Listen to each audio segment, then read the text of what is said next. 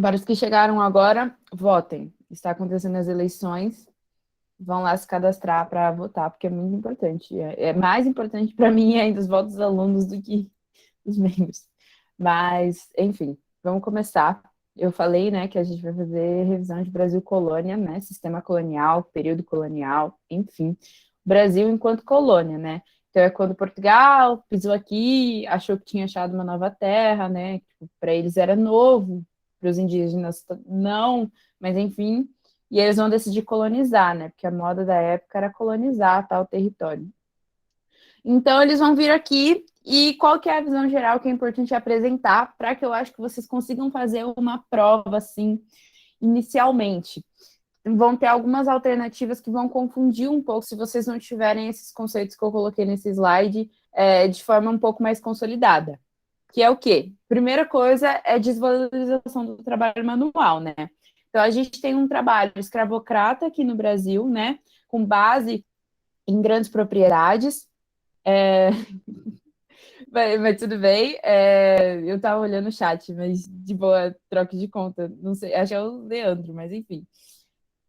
Desvalorização do trabalho manual com base em grandes propriedades, né? Então a gente tem a chegada de pessoas que vão vir para cá e vão colonizar esse território, e elas vão ficar com o que a gente chama de sesmarias, né?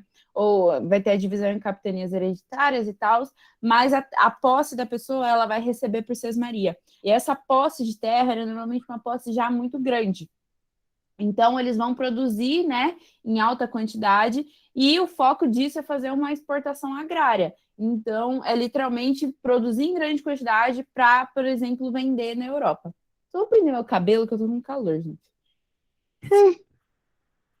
Enfim, né, isso é algo que permanece no Brasil até hoje, né? Até hoje, e isso eu diria até em modo geral, a gente tem uma herança do pacto colonial muito forte. O Brasil é um país assim que foca muito na exportação e que é um país até consideravelmente agrário mesmo. Então, isso permanece de, assim, a gente tem raízes de um Brasil colônia, né? De uma colônia que tinha posse de Portugal até hoje. E das Marias, né? Que, como eu falei, a gente discutiu muito a questão agrária, de como isso também, que eu estou descrevendo agora, não é algo que fica, às vezes, só na colônia da América Espanhola, da América Portuguesa, perdão. Ela se espalha também, ela acontece muito também nas colônias da América Espanhola. Outra coisa, de forma alguma, a gente pode chamar o Brasil, né, de colônia pacífica. Então, eu acho que é algo que muito, sei lá, eu acho que hoje em dia já está um pouco mais desconstruído, mas antigamente a gente tinha muito essa visão de um Brasil tropical, né? O Brasil é tropical, assim, mas no sentido de ser pacífico, de ser tranquilo, de ser, sabe, de ser tranquilo mesmo, que não houve resistência. Então, a democracia racial, né, aquele mito da democracia racial, eu acho que vem, de certa forma, até disso, de ter essa visão de que foi uma colônia tranquila, de Portugal veio aqui, nos colonizou, aí chegou uma hora que não quis mais e foi isso. E não, foi totalmente contrário. O período colonial, ele é muito cheio de resistências, ele é cheio de rebeliões. As que a gente cita em aula não são todas que existem, que existiram na história do Brasil colonial. Então, assim, é errôneo você falar que que nós somos uma colônia pacífica.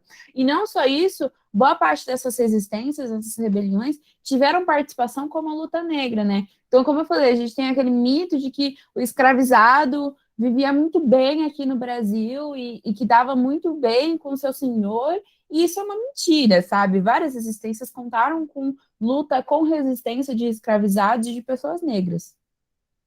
Outra coisa é que a colônia ela não se resume ao ciclo de açúcar e ouro, né? Então a gente ouviu muito ao longo, pelo menos eu, assim, de que era ciclo do açúcar, o ciclo do ouro. Já tem erro em você chamar de ciclo, porque você tem aquela ideia de que tem um início e um fim. E não, o açúcar, por exemplo, o período que a gente fala em aula, não quer dizer que depois que o açúcar é substituído pelo ouro, não tem mais produção de açúcar no Brasil. Isso é mentira. O açúcar, assim, vai ser um produto predominante na história do Brasil, na exportação, até o século XIX. Então, assim, ele ainda existe. Só que não é o que a gente tende a estudar aqui na história. E o ouro também. E ainda assim, não era só isso que era produzido na colônia, que a gente, então aqui no Brasil a gente só fez açúcar e a gente só achou ouro, não teve mais nenhum outro tipo. Mentira, a colônia era cheia de variedades econômicas. Então a gente produzia cachaça, por exemplo, né, que vem da cana-de-açúcar, tinha também pecuária, a gente produzia também tabaco, que foi uma grande moeda de troca de escravizados. Então, Portugal, que vai ter muito contato com a costa da África, e quando eles vão para lá, eles vão muitas vezes usar o tabaco como moeda. E não só isso, as drogas do sertão, que não são drogas, são em maioria assim, temperos, coisas que eram achadas na região do norte mesmo. Então tem baunilha, por exemplo, se eu não me engano, canela, eram as drogas do sertão. E por último, que eu falei, o processo da independência, né? Muito provavelmente, se vocês. Acho que muito provavelmente eu digo para todos esses vestibulares, esses principais que eu citei, colocar que a independência aconteceu no dia 7 de setembro vai ser um erro, assim, vai ser considerado um erro. Porque a independência aqui no Brasil, ela foi um processo, ela não se dá apenas no dia 7 de setembro, quando a gente tem um príncipe português tomando posse do Brasil, sabe?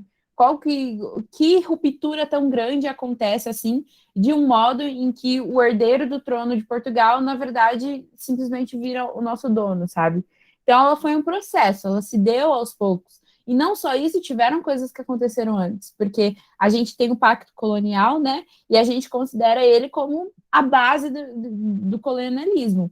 E o pacto colonial, de certa forma, é rompido antes desse 7 de setembro, quando a gente abre os portos às nações amigas, né? A gente abre para a Inglaterra, basicamente. Isso é romper todo o pacto colonial. Então, ele é um processo, ele tem suas fases, ok? Esses são alguns pontos que são legais, assim, de ter consolidado para pensar em Brasil colônia. Mas, né, entrando nos pontos que eu falei, a gente vai falar primeiro de formação de Portugal. Eu vou passar rápido, porque não cai tanto assim. Mas, enfim, né, Portugal tem um contexto, Portugal e a Espanha, né, para quem não lembra, Portugal fica aqui, junto com a Espanha. E aí eles chamam, né, de Península Ibérica. A Península é aquele rolê de que, tipo, todas as regiões ao lado são cercadas por água, menos uma, que é esse ladinho aqui. Então, a gente tem a Península Ibérica, que tem alguns probleminhas, né, com a questão de que várias pessoas do Oriente Médio vão vir para cá e vão dominar, né? Essa daqui é a expansão que acontece, na verdade. Eles vêm da Península Arábica até. Mas eles vêm para cá e eles se expandem para a Ásia, mas também chegam na África, tanto que tem Marrocos e tal, e eles chegam até aqui, eles conseguem tomar esse território. E nesse território vivia o pessoal de Portugal, de Espanha, mas não era Estado consolidado, eles não se nomeavam Portugal nem Espanha.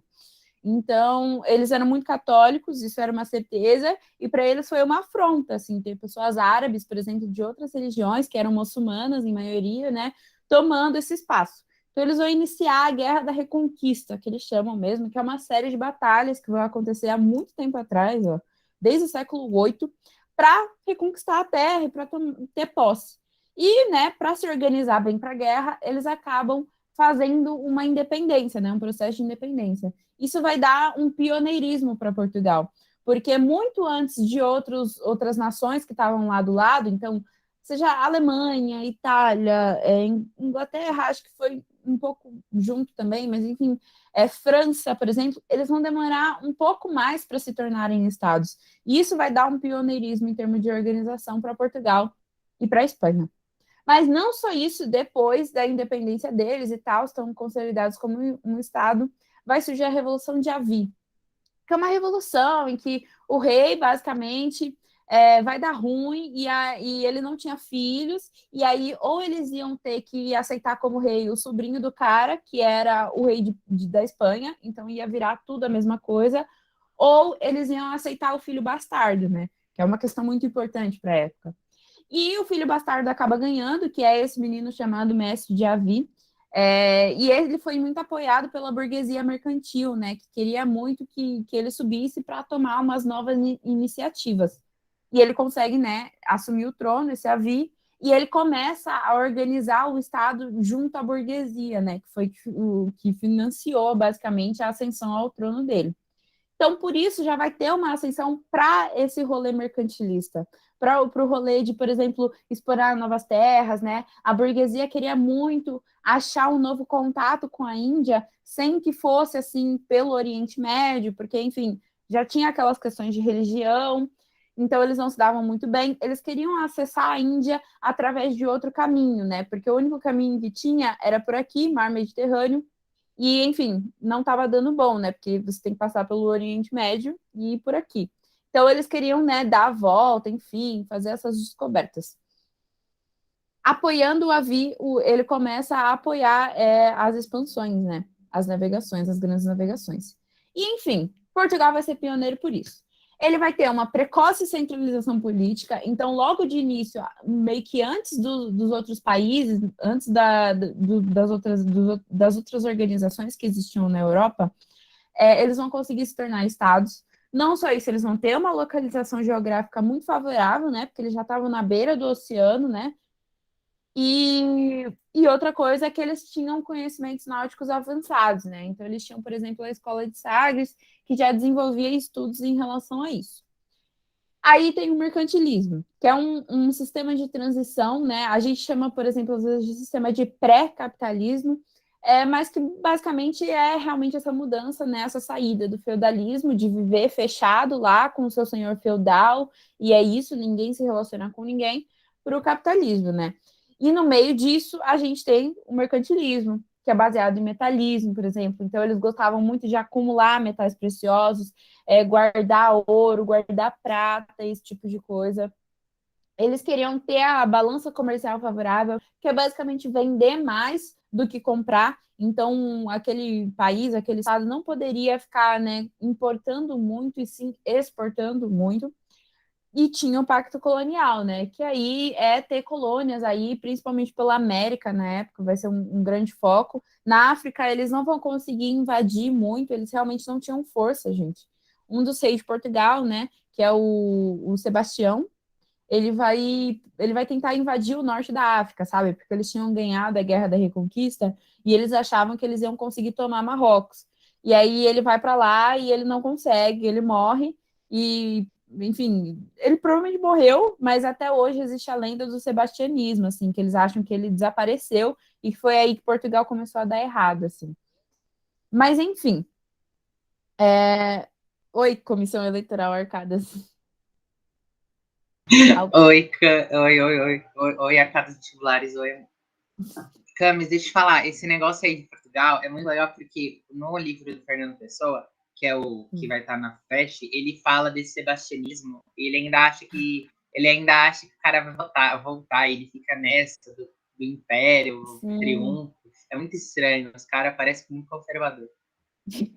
Não, até hoje eles dizem assim, realmente existe. É uma lenda até hoje, assim, popular, de que São Sebastião. Não é São Sebastião, mas o Sebastião lá, o rei, vai voltar e tal, mas morreu lá, foi um flop.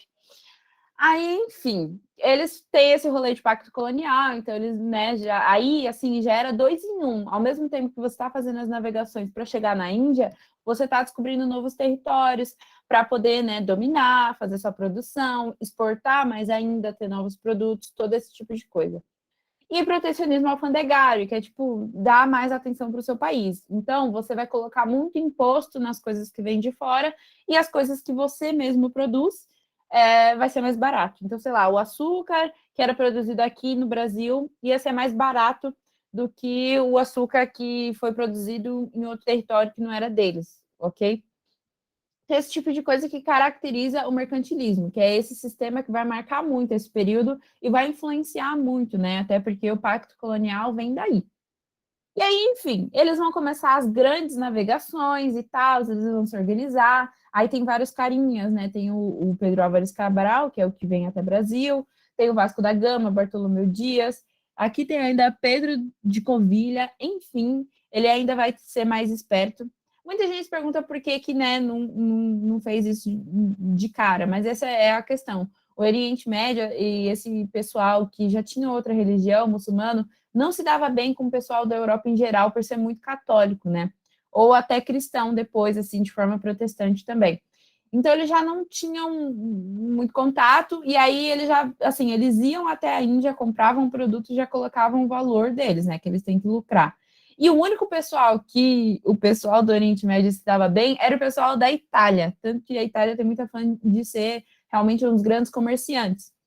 Então, eles só conversavam com eles, e aí o pessoal da Itália comprava do pessoal do Oriente Médio e ainda colocava taxa. Então, meio que ficava 2 vezes mais caro, sabe? Porque, né, eles tinham que lucrar de alguma forma. Por isso que eles queriam muito achar uma forma de chegar na Índia diretamente, sem ter que, né, passar pela mão desses dois pessoais. Então, enfim, eles vão começar as grandes navegações. Uma dessas consequências vai ser achar, né, o Brasil misteriosamente. Tem muita discussão de como foi encontrado mesmo. Mas o que importa é que dá meio que bom, assim, porque eles vão primeiro chegar em Ceuta, que vai ser uma certa conquista. Pela região da África, gente, eles só vão conseguir colocar, em maioria, pelo menos, algumas ilhas que eles vão conseguir tomar posse, assim, mas nada muito grande.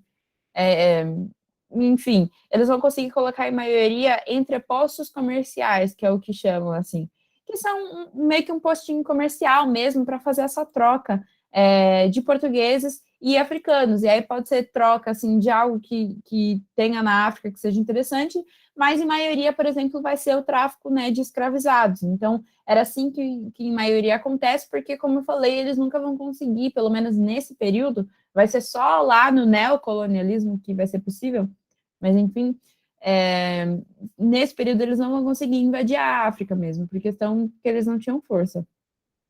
Então eles vão chegar aqui, ó, por exemplo, vão conseguir conquistar Ceuta, Ilha da Madeira, Açores, Cabo Verde, São Tomé e Príncipe, Cabo da Boa Esperança, que era um cabo assim que dava muito medo antes, achavam que tinha monstros lá e etc.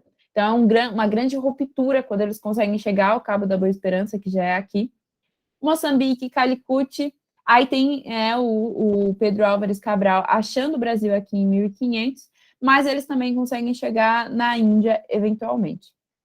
O foco aqui é no Brasil. Então, eles vão chegar aqui no Brasil e eles vão ver, né, que tem esse território que eles podem colonizar, mas de início o foco deles estava muito na Índia. Então, eles iniciam o que a gente chama de período pré-colonial, né, que é basicamente fazer exportação de pau-brasil. Então, eles chegavam aqui, eles davam, assim, em maioria, objetos sem valor nenhum, assim, pelo menos para a Europa, para os valores da Europa, então, eles vão dar espelho, né? Acho que alguns já ouviram essa piada de trocar o pau-brasil por espelho. Coisas assim que para os indígenas eram interessantes, porque eles não tinham contato antes, né?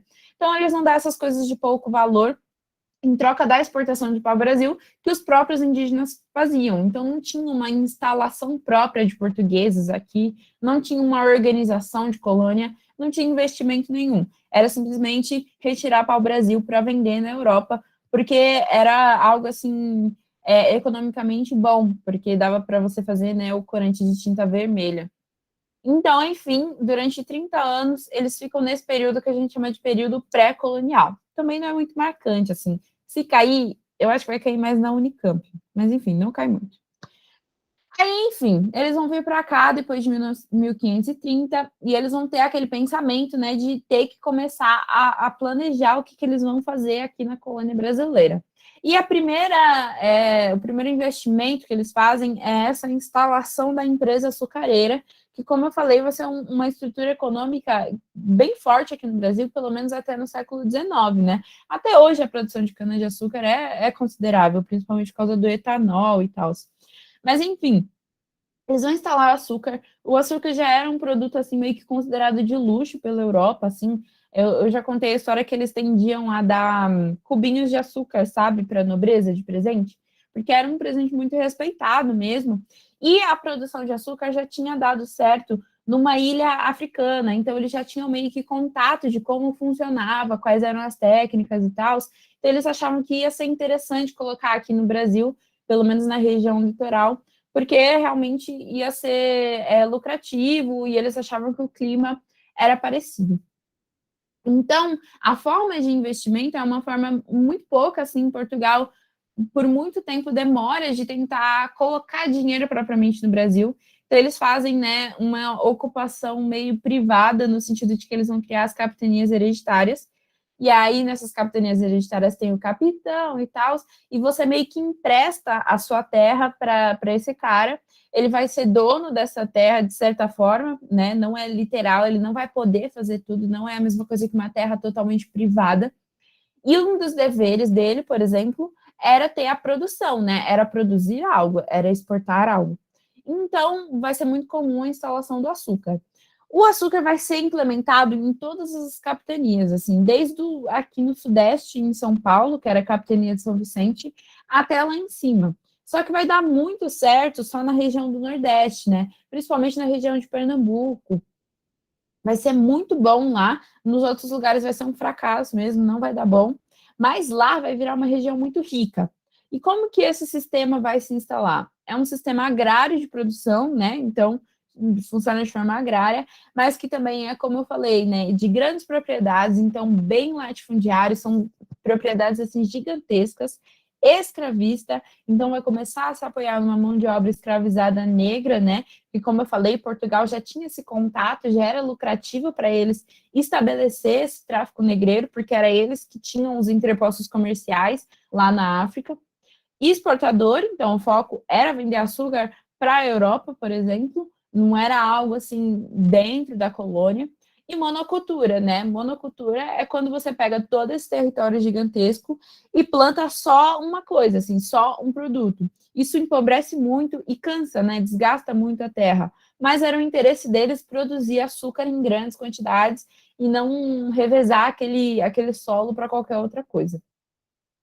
Outra coisa, né, um aspecto muito importante de falar da instalação da empresa açucareira aqui na colônia é a participação holandesa em tudo, assim, basicamente. Então, quem vai fazer os empréstimos, assim, o financiamento para que esses donos, esses capitães comecem a produzir açúcar, a plantar açúcar, vai ser os holandeses, porque eles estavam indo muito bem, assim, lá nos Países Baixos e tal, eles eram protestantes, burgueses, então eles estavam indo muito bem, eles tinham a grana para emprestar. Não só isso, eles que faziam o transporte, então os navios, os barcos que tinham para transportar o açúcar, assim, a cana de açúcar até a Europa, eram navios holandeses, eram barcos, enfim, transportes holandeses, eles que fretavam.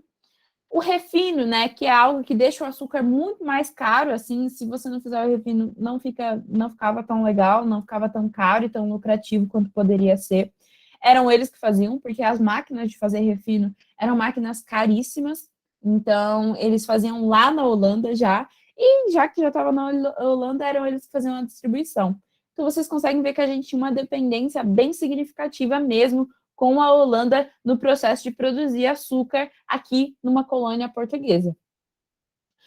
O sistema escravista de produção pecuária também vai ser impulsionado assim pelo intuito de abastecer os engenhos. Então eu comentei com vocês que a pecuária, né, que é a criação de gado, assim, de carne em geral, ele vai existir na colônia, né? A gente tem muito essa mentalidade, né, agrária de achar que a gente só plantava e tal, mas existe pecuária nesse momento e principalmente porque existiam pessoas vivendo nessas regiões, nesses engenhos de açúcar, né? Então, elas queriam comer carne, né? Principalmente as pessoas ricas. Então, a produção pecuária, ela vai ser muito fortalecida, impulsionada, né? Incentivada, justamente porque tinha gente que iria comprar, né? Então, é que eu não tenho um mapa, não sei se eu coloquei, eu acho que eu coloquei lá no final, é um mapa, eu vou colocar o material hoje, depois que eu postar a gravação no YouTube, mas, enfim, o mapa mostra que a produção pecuária, principalmente no início assim do Brasil Colônia, ela fica muito próxima da região pernambucana, da região dos engenhos mesmo, porque eles ficavam grudados, assim, justamente porque era lá onde ia estar o público que ia comprar esse gado. Então, assim, é muito bom já relacionar, não é tão importante, mas que, assim, os engenhos e a produção de açúcar impulsiona muito a produção pecuária, ok? É assim que meio que surge o açúcar. E aí a gente pode falar um pouco da sociedade, né? Como que se organizavam. Eu falei das capitanias hereditárias, né? Porque eles queriam buscar uma colonização bem rápida, né? Que eles tivessem que gastar o mínimo de dinheiro possível. Na época, eles já tinham encontrado a Índia, gente. E a Índia, tipo assim, dava o dobro de lucro que nós, Brasil, colônia, dávamos para Portugal. Então, eles não tinham muita atenção para a gente. Tipo, se eu não me engano, de início, a gente representava, tipo, 5% dos lucros de Portugal. Então, eles não tinham muito interesse mesmo e eles vão começar instalando, ó, 1534. É bem realmente naquele período, depois daquele pré-período de colonização. E aí, eles vão estabelecer esse rolê de carta de doação e carta foral, que é para justamente estabelecer os direitos e deveres daquele capitão donatário, que não era, como eu falei, né? É importante que vocês lembram, não é uma posse privada, aquela pessoa não recebe aquela capitania e pode fazer o que quiser com aquilo.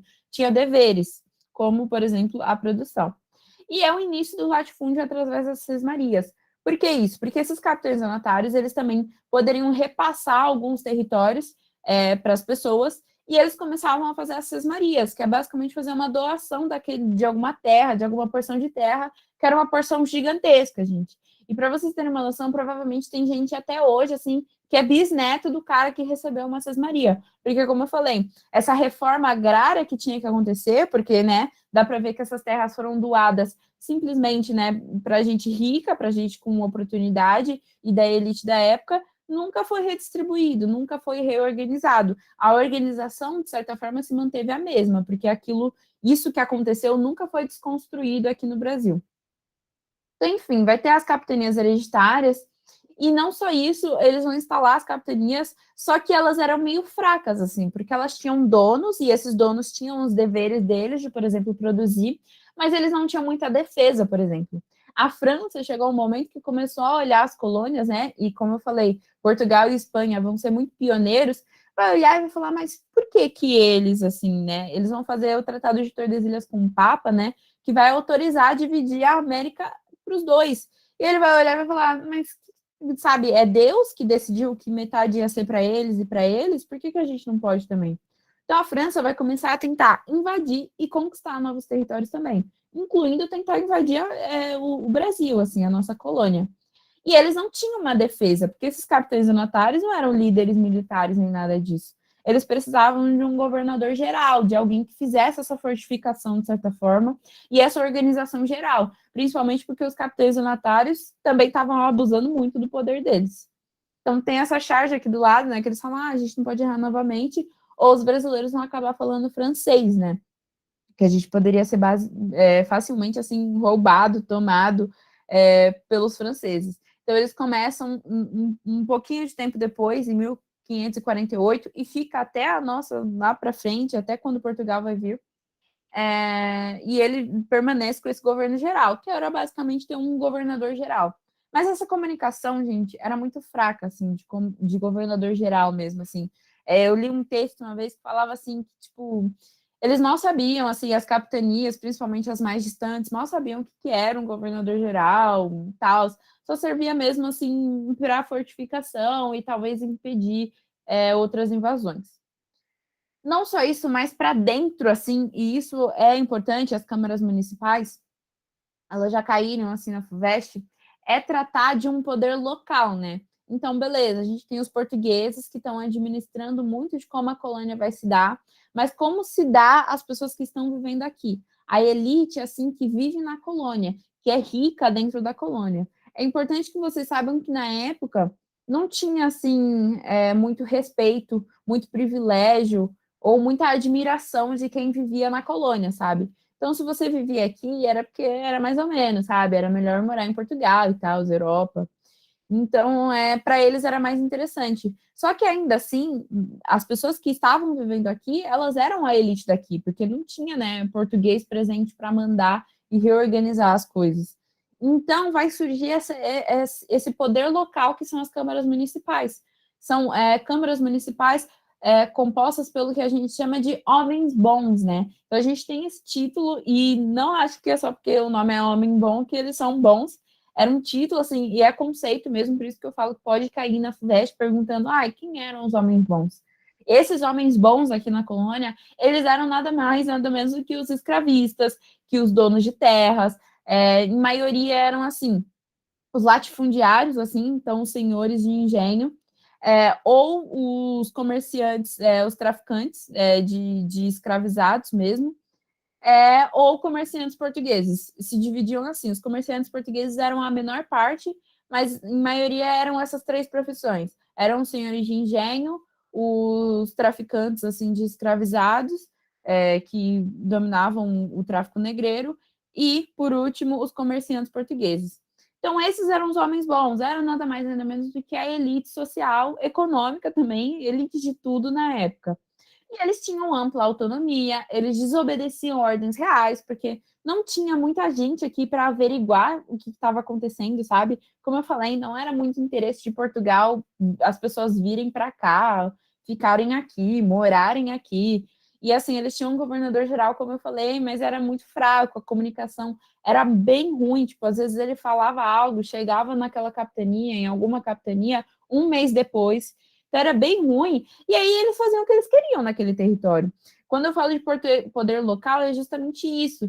É o poder das vilas, é o poder daquelas regiões que não eram tão grandes e que a elite que vivia naquelas regiões agia da forma que quisesse, a hora que quisesse, ok? Então essas são as câmaras municipais compostas pelos homens bons. E aí, mais para dentro da sociedade colonial, que complementa um pouco do que eu estava falando antes, é justamente descrever ela, né? Que é uma sociedade rural, né? Então, na época mal tinha o conceito de urbano, né? Então, focava muito, né, em exportação, em uma condição agrária mesmo, escravista, né? Então, a gente tem como base no nosso país. O Brasil é um país totalmente escravocrata, que é um país assim que chegou a ter mais de 50% de população de escravizados. Então, é totalmente escravista, se apoiou na mão de obra, então, né, a boa parte dos territórios, boa parte da riqueza, né, que ainda a gente passou para Portugal, foi conquistada pelos escravizados. Patriarcal, então, que foca no homem, né, uma sociedade machista mesmo, que centra todas as atividades no homem, como o senhor de engenho. Aristocrática, né, então é focada, eu já expliquei várias vezes e eu gosto de relembrar porque eu acho que ajuda, diferenciar a oligarquia de aristocracia.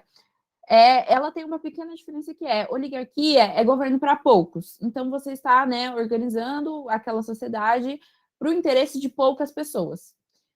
A aristocracia é você acreditar que é um governo dos melhores. Então, essas pessoas, né, que a gente está organizando as coisas de acordo com o que elas acreditam, elas ainda assim acreditam que elas são as melhores. Então, para eles, né, a elite era a melhor elite, tal, tinha que ser assim, tinha que ser rural, tinha que ser escravista. Você era uma pessoa respeitada, por exemplo, se você não fazia mão de obra, né, porque, né, como eu falei, é uma desvalorização do trabalho manual.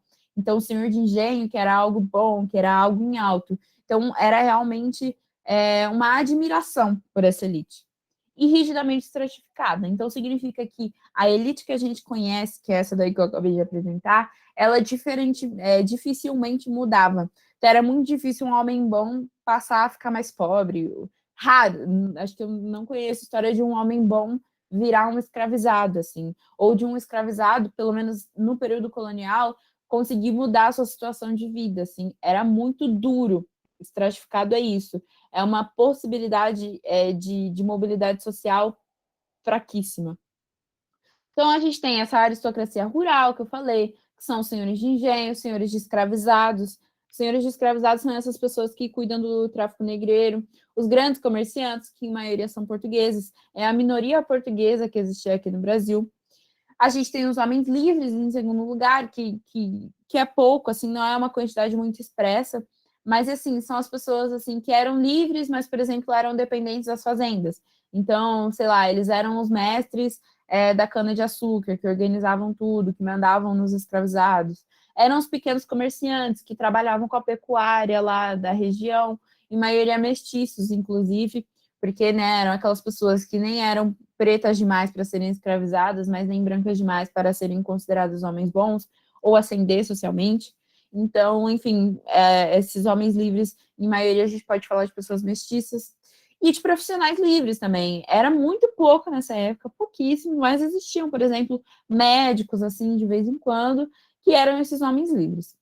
E na base, né, como a gente tem, maioria das vezes, a gente tem os escravizados, que eram maioria, e os indígenas também, né, que eventualmente vão ser escravizados.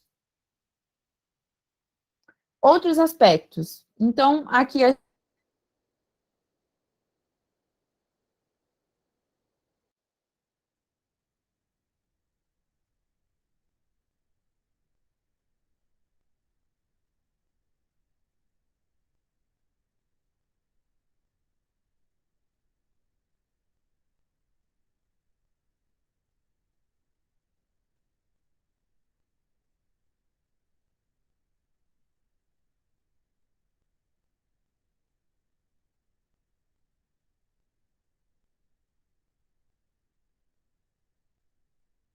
Gente, espera um pouquinho só, a Camila vai voltar, tá? Um dia ela volta.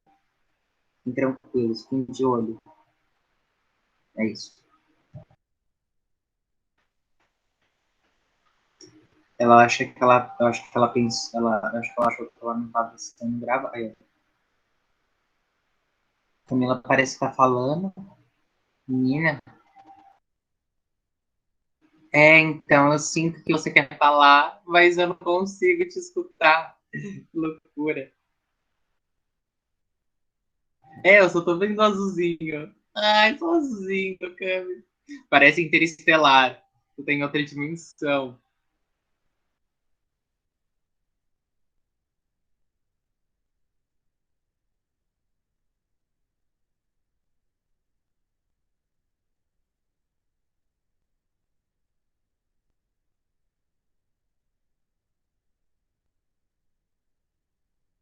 Falando nisso, alguém me manda, por favor, o negócio de presença, por favor. Ai,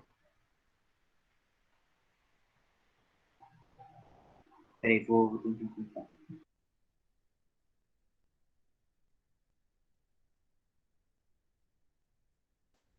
estou de volta. Onde eu parei? Parou na parte, enfim, você parou na parte dos mestiços e aí fechou.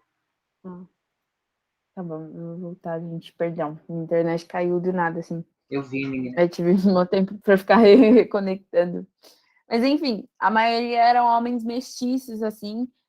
Homens não, né? Pessoas mestiças que tiveram relação, aí ou é branco demais para ser escravizado, ou ser inserido nesse contexto, ou é preto demais para conseguir se inserir na elite, conseguir ser um homem bom. E aí, na base, a gente tem os escravizados e a gente tem os indígenas, né, que eventualmente poderão e vão ser escravizados ou vão ser exterminados, né. A política em relação aos indígenas foi assim desde o início do Brasil. Eu não sei se eu comentei, mas, por exemplo, a gente começa desde a exportação do pau-brasil, porque, né, eu falei que eles doavam, assim, porque era de baixíssimo valor, então não tinha muito, realmente, não era muito significativo para os europeus, mas eles inclusive doavam roupas contaminadas, assim. Então, as várias doenças, peste negra, malária, que existiam lá na Europa, as pessoas que morriam dessas doenças, eles pegavam as roupas dessas pessoas e vendiam, assim, né, em troca de pau-brasil para os indígenas. Óbvio, eles não tinham, assim, humanidade para resistir a isso, então já começa uma política de extermínio aos indígenas aí. Enfim, passando para o próximo, eu já comentei da economia colonial e é importante só finalizar falando das invasões estrangeiras, que eu vou falar, vou continuar na próxima aula. Mas uma coisa importante que vocês tenham em cabeça, assim, que quando a gente vai falar de invasão, principalmente a holandesa, porque como eu coloquei aí, a Inglaterra vai ter uns ataques corsários, mas não vai dar muito bom, assim, ataque corsário é tipo ataque de pirata, assim, muito fracassado, não vai ser legal. E a da França, até que eles vão conseguir pisar na terra, pelo menos, assim, tem a época da França Antártica aqui no Rio de Janeiro, mas não é nada muito forte também, vai fracassar. Um negócio que cai mesmo no vestibular são as invasões holandesas, né? E é importante que vocês saibam conectar o rolê das invasões holandesas com a União Ibérica e depois com o bandeirantismo. Então, eu vejo mais ou menos assim, como uma linha do tempo, eu diria. Eu começo pensando no contexto geral, que é um contexto de União Ibérica, em que o que acontece? A gente tem a união da Espanha e da França em o mesmo estado, né? Então, vocês lembram que lá atrás eu tinha comentado da Revolução de Avi, que Portugal, né, o pessoal, o povo português não queria se unir à Espanha. Então, vai acontecer outra vez, e dessa vez eles não vão conseguir fazer outra coisa, assim, vai dar ruim, e eles vão ter que se unir, assim, com a Espanha, né? O rei da Espanha acaba sendo mesmo o rei de Portugal. E a Espanha se dava muito mal com a Holanda, se dava muito mal por questões religiosas, assim. A Espanha era uma católica muito ferrenha, não que Portugal não fosse, né? Mas, assim, Espanha era demais. E não só isso, a Holanda, ela se tornou, ela estava no meio de uma guerra com a Espanha. Então, assim, estava muito ruim a relação. E aí, como eu falei lá atrás, toda aquela participação holandesa que a gente tinha na empresa açucareira vai ser suspensa, vão cortar relações assim com a Holanda e eles vão ficar tipo, meu Deus, a gente está perdendo tipo, todo o lucro que a gente tinha de financiamento, de transporte, de refino, de distribuição, era eles que vendiam o açúcar, eles vão perder. E aí eles vão ficar, não, a gente precisa fazer algo. E uma das ações é tentar invadir o Brasil, principalmente as regiões que, né, mais produziam, mais bem sucediram no açúcar. Então a gente tem a primeira grande invasão na Bahia, né, em 1624, e fica só um ano, não dá muito certo, mas tem uma segunda grande invasão que vai ficar bastante tempo, né, vai ficar 14 anos aqui no Brasil, e vai ser lá em Pernambuco. Então é importante, assim, que vocês saibam conectar que a invasão holandesa, ela ocorre por causa da União Ibérica, porque se Portugal não tivesse se unido, né, durante esse curto período com a Espanha, isso não teria acontecido, talvez. Então, normalmente, muitas vezes, eles vão falar de invasão holandesa, vai falar da União Ibérica, eles vão começar a juntar esses dois assuntos. Enfim, né? Os últimos minutinhos, depois a gente vai ter o ouro no século XVIII, mas eu acho melhor deixar para a próxima aula, senão vai ficar muito corrido, tá bom? Gente, alguém tem alguma dúvida? De boa, Não? Camis. O legal é Pode que tipo, você está apresentar. repassando com os slides, é muito legal, tipo, tá repassando com os antigos, aí tipo, dá para verificar e tá usando bom, valeu mesmo.